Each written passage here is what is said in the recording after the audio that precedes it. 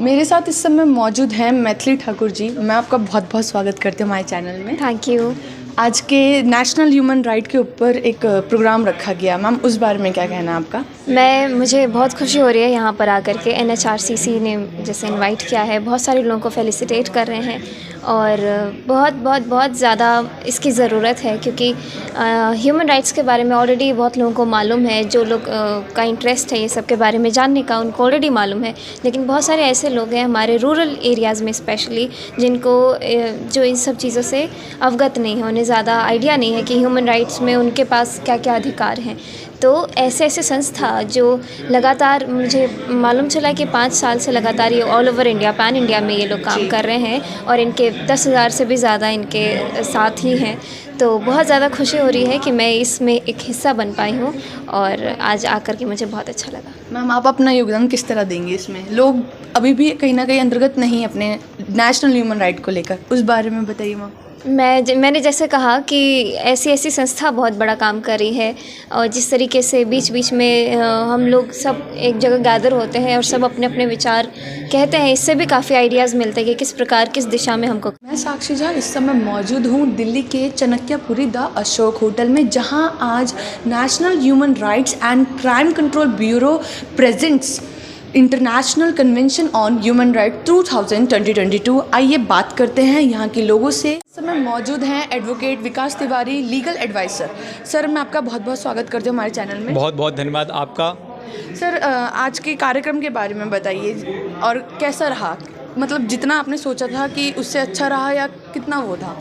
देखिए, जितना सहयोग हम एक्सपेक्ट कर रहे थे उससे कहीं ज़्यादा हमको आज सहयोग मिला है। आप देख रहे हैं एक मानव अधिकारों का महाकुंभ आज अशोका होटल में आयोजित होने जा रहा है। इसमें आज हमारे सामाजिक न्याय मंत्री रामदास अठावले जी, NHRC से, नेशनल ह्यूमन राइट कमीशन से हमारे MM सर और मुले सर अभी जस्ट मौजूद हैं हमारे साथ। और हमारे अठावले जी ने आश्वासन दिया है कि जिस भी प्रकार का आपको योगदान चाहिए मानव अधिकारों के लिए, हम आपके साथ कंधे से कंधा मिलाकर इसमें साथ चलेंगे। सर आप जैसे और कितने यहाँ पे एडवोकेट आज हम मौजूद हैं? देखिए, हमारे ऑर्गेनाइजेशन में 1000+ एडवोकेट्स हैं जो वॉलेंट्रीली काम कर रहे हैं मानव अधिकारों के लिए, चाहे जनजाति जो हमारी जनजाति है उनके राइट्स हों, चाहे कोई भी आयोग हो, कोई भी ह्यूमन राइट्स की बात होती है, हम सब लोग उनके लिए खड़े रहते हैं। तो सर क्या सिर्फ आप दिल्ली में ही अपना ये काम करते हैं या फिर दिल्ली से बाहर भी? देखिए, मैंने जैसे कहा कि ये महाकुंभ है मानव अधिकारों का, तो ये पूरे देश से आज यहाँ पर लोग पधारे हुए हैं, अलग अलग क्षेत्र से। मतलब जी पूरे देश से, अलग अलग क्षेत्र से, ब्लॉक से, जनपद से,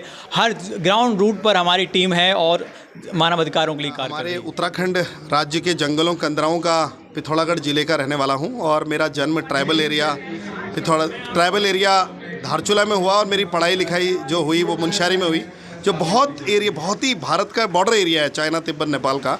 और मेरे गांव से भी लोग आए हुए हैं, अभी काफ़ी लोग आए हैं, कन्याल जी है, भंडारी जी है, काफ़ी लोग आए हुए हैं।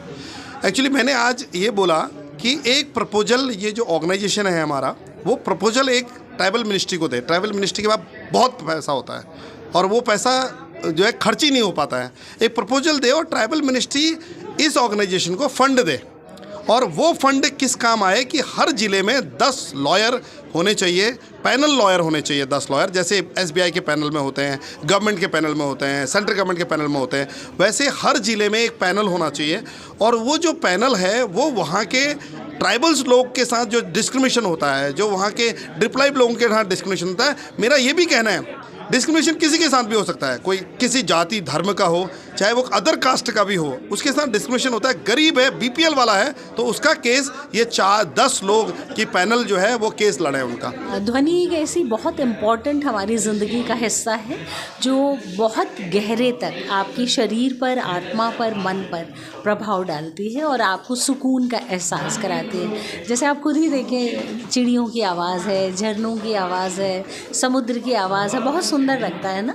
वहीं हॉर्न्स हैं, शोरगुल है, वो कहीं ना कहीं आपके दिमाग को अस्थिर कर देता है। तो साउंड हीलिंग सचमुच एक ऐसी थेरेपी है जिसमें आप 1-on-1 सेशन ले सकते हैं, जिसमें आप लेटकर इस सेशन का आनंद ले सकते हैं। मिस्टर रणधीर सिंह ने वो बहुत बड़ा, ये देखिए ये बहुत बड़ा सब्जेक्ट है, इसी में पूरी दुनिया है। अगर हम मानव नहीं होते तो हम अधिकार की बात नहीं करते। मानव अधिकार, ह्यूमन राइट्स, ये सब सारी चीज़ें, जितनी चीज़ें आपको मिलेंगी ना, ये सारी चीज़ें हमारे संविधान में दी हुई हैं। और संविधान हमारे देश की रीढ़ है, ये भी हमें आपको पता है।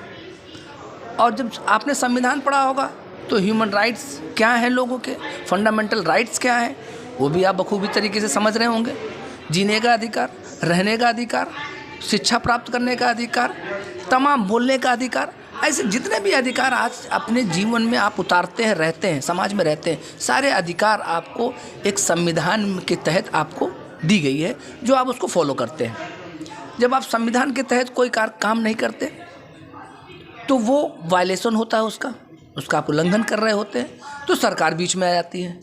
सरकार जब आती है तो फिर कोर्ट आ जाती है, कोर्ट में आप जाते हैं। तो ये देखिए जब कभी कोई कमी दिखती है, जब कोई न्याय आपको नहीं मिलता है, आपके साथ कोई अन्याय होता है, तब आप मौलिक अधिकारों की बात करते हैं, तब आप संविधान के पन्ने खोलते हैं, तब आप लॉ कानून की बातें करते हैं, तब आप उस फोरम का इस्तेमाल करते हैं, उस एप्रोप्रिएट फोरम में जाते हैं जहां उस कानून के तहत आपको न्याय मिलने की उम्मीद होती है। तो ओवरऑल मेरी समझ में तो यही आया, जितना मेरा अपना तजुर्बा है, कि मानव अपने आप में एक बहुत बड़ा एक माध्यम है। ऊपर वाला देखिए भगवान है, भगवान के पास हम सेकेंडरी हैं। ऊपर ने हमें जिस तरीके से बनाया है, हमें बड़े प्यार से, अमन चैन के साथ, प्यार मोहब्बत के साथ एक दूसरे की मदद करके जीना है। मैं सुनील गुप्ता हूँ। मैं तिहाड़ जेल में लीगल एडवाइज़र था। आजकल मैं प्रैक्टिसिंग एडवोकेट हूँ और मैं इस कॉन्फ्रेंस में पार्टिसिपेट करने आया था, जिसका कि मेन टॉपिक था कि human rights and crime prevention. Sir, आज आपको अवार्ड से भी सम्मानित किया गया है, कैसा लग रहा है? नहीं, बहुत अच्छा लग रहा है। जब इतनी अच्छी ऑर्गेनाइजेशन अगर आपको सम्मानित करती है तो बहुत गर्व की बात होती है, बहुत गर्व की बात है। सर, लोग अभी भी कहीं ना कहीं रूबरू नहीं है कि नेशनल ह्यूमन राइट्स जिनके पास हैं, जो है वो भी कहीं ना कहीं अंतर्गत नहीं है। इतने ज़्यादा हमारे पास ह्यूमन राइट्स है कि हम किन राइट्स को लेकर हम अपनी जो भी व्यवस्था है उन सबको ठीक कर सकते हैं। उस बारे में सर क्या कहना है आपका? हाँ, देखिए, ह्यूमन राइट्स की एक अवेयरनेस नहीं है, उसी का नतीजा ये है कि जो आजकल इतनी करप्शन है। करप्शन इसीलिए है कि हमें पता ही नहीं है कि हम क्या हैं। हम क्या सोचते हैं कि जो भी पॉलिटिशियन होता है, हम सोचते हैं कि वो तो राजा है, हम जो है प्रजा है। हमको नहीं पता कि कॉन्स्टिट्यूशन में हमें इक्वलिटी के राइट दिए हुए हैं, हम बराबर हैं, हमारे बराबर राइट्स हैं।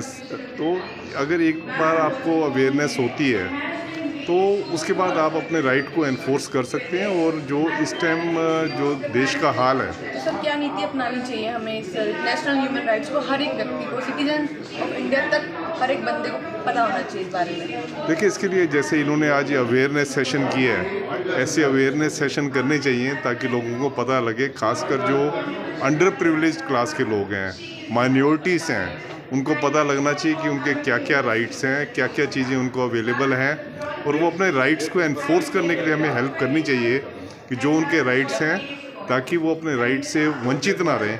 तो लीगल एड उनको देनी चाहिए ताकि वो अपने राइट्स को जो है एनफोर्स करें। I am happy to share with you that a member National Human Rights Commission. I am Justice M.M. Kumar, former Chief Justice Jammu and Kashmir High Court and founder President National Company Law Tribunal. Sir, आज के national human right के बारे में बताइए। यहाँ पे आज आयोजित किया गया है प्रोग्राम, बहुत सारे लोग अवेयर नहीं अपने ह्यूमन राइट्स को लेकर। उसका समाधान एजुकेशन है। यदि एजुकेशन घर घर पहुंच जाए तो हर एक व्यक्ति को अपने अधिकारों का ज्ञान हो जाएगा, तो अपने आप में वो एक ह्यूमन राइट्स की सुरक्षा कर सकेंगे। मगर दुर्भाग्यपूर्ण हमारे देश में एजुकेशन उन वर्गों तक नहीं पहुंच पा रही जहां पहुंचनी चाहिए। उसके लिए हमें और भी प्रयास करने होंगे। तो सर, इसके आप कह रहे हैं कि शिक्षा एक वो है इसका? शिक्षा एक बहुत बड़ा माध्यम है जिससे ह्यूमन राइट क्या माध्यम है? शिक्षा हर जगह नहीं पहुंच पाती है, उसके अलावा क्या माध्यम आप उपयोग करना चाहेंगे? मेरे विचार में बहुत सी सोशल ऑर्गेनाइजेशन। मेरा नाम संजय सिंह है और नेशनल जॉइंट सेक्रेटरी NHRCC भी national human right crime control bureau में। और आज यहाँ कितने कार्यकर्ता मौजूद थे? लगभग 350 लोग हैं जो कि पूरे इंडिया से हैं, उत्तर प्रदेश से, झारखंड से, उड़ीसा से, मध्य प्रदेश से, बिहार से, हर स्टेट से लोग आए हुए हैं। ये जो कार्यकर्ता हैं, इन लोगों के अलावा भी क्या और भी लोग आपकी सहायता करते हैं? हमारी सहायता करते हैं, काफ़ी जस्टिस हमारे साथ हैं, ह्यूमन राइट कमीशन के चेयरमैन